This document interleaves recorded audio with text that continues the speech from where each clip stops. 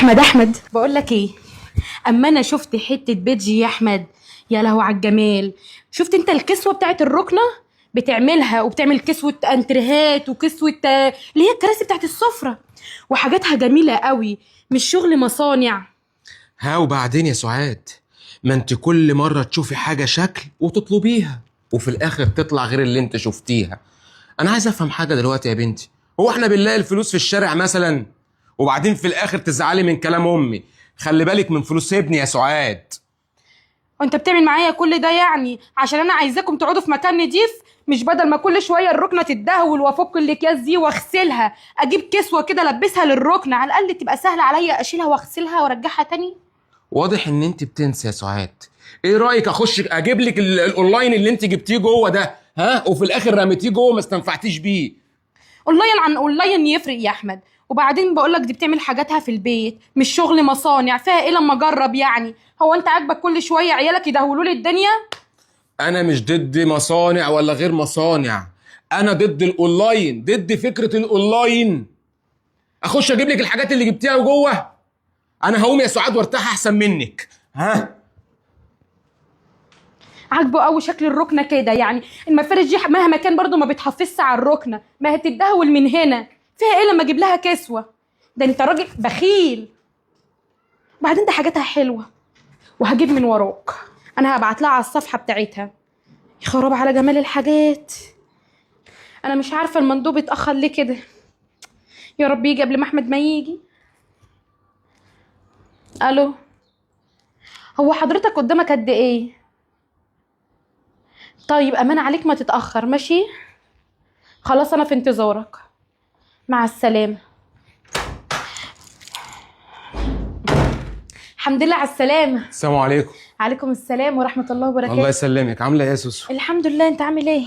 الحمد لله. مالك في ايه مرتبكه ليه كده؟ مين انا؟ لا خالص، مش مرتبكه ولا اي حاجه. انت شكلك كده ما عملتيش اكل، طب ما اتصلتيش بيا ليه اجيب وانا جاي؟ لا انا عملت الاكل بجد؟ والله، والاكل جاهز. امال مستنيه ايه؟ بسرعه على المطبخ حضري لي الاكل اول ما اخد دش. انت ادخل خد دش عشان الجو حر. ما تاخريش عليا. لا خلاص، انت قبل ما تاخد دش يكون انا غرفت الاكل. ماشي، بسرعه يا سوس. ماشي حاضر. يا رب بقى يوصل بسرعه. اتصل استعجله تاني ولا اعمل ايه؟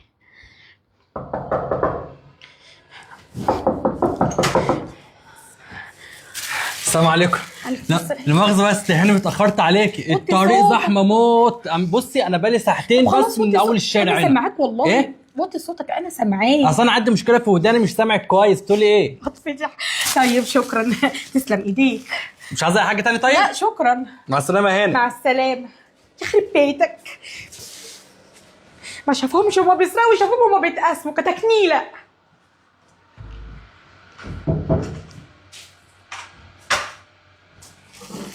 باين عليها جميله قوي.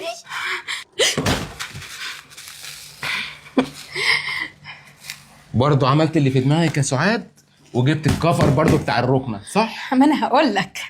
ده انا اللي هقول لك يا سعاد، اصل انا كلمتي كده ما بتتسمعش، صح؟ والله هقول لك. طب تعالي يا سعاد، تعالي تعالي قدامي، خش تعالي بقى كده قدامي، اقعدي هنا كده. مفيش فايده فيكي برضه؟ عملت اللي في دماغك برضه وجبت الكفر ده؟ والله بص لونه حلو. نفتحه ونشوفه. نفتحه ونشوف. انت بتضحكي عليا يا سعاد؟ لا مش بضحك عليك ولا حاجه يا احمد، بصراحه انا كان نفسي فيه. ما هو يطلع زي بقيه الاونلاين اللي انت جبتيهم جوه. طب لو طلع بقى حلو؟ لا طب وليه ما تقوليش بقى ان لو طلع وحش اعملي حسابك مفيش سفريه لا والنبي. المصيف السنه دي. لا بس انا شك انه هيطلع حلو. خلاص نشوف. افتحي.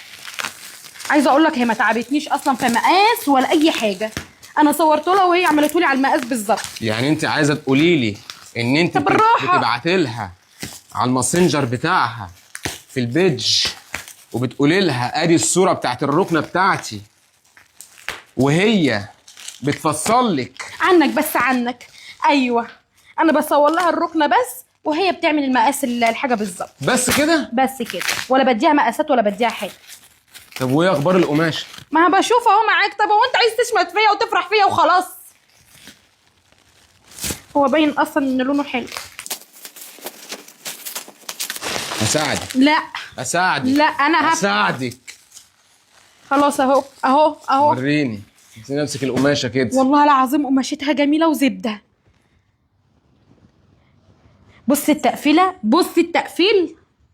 يعني انت اللي هتكسبي الرهان؟ الحمد لله يا رب ما ده فعلا كسفتنيش. قماشتها حلوه قوي وبتاخد وتدي. طب انا هقول لك على حاجه، الجاهز بيبقى قماشته خفيفه، ده قماشته تقيله، وبعدين بتعمل لك الالوان اللي انت عاوزها او اي لون انت يخطر على بالك، بعت لها بس الصوره وقول لها انا عاوز نفس لا اللون وايه ده. كمان، دي بتاخد وتدي بشكل ودي. قطيفه. طب بقول لك والرسمه ايه، بص مفحر، بص يلا نفرش ونشوف. طب بس ايه ده؟ طيب خلاص انا كده كسبت الرهان وهسافر. للاسف. الحمد ما لله. نشوف يلا. استنى بس استنى. ايه ده ايه ده ايه ده ايه ده؟ ده مش لون واحد. لا انا قلت لها عاوزه لونين. الاول قلت لها انا عاوزه ايه، لون واحد، قالت لي لا هدخلك لونين هيبقوا حلوين قوي. الشلت هتبقى لون والركنه هتبقى لون والمخدات بقى طبعا ما نسيتهاش. كمان ده انت عامله حساب كل حاجه بقى. امال ايه؟ ده انت ناويه بقى على مكسب الرهان بجد. يلا بينا نلبسها عشان انا بص انا متحمسه قوي. يلا.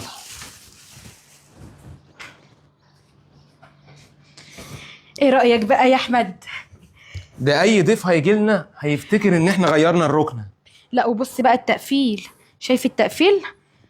بص بكل سهوله.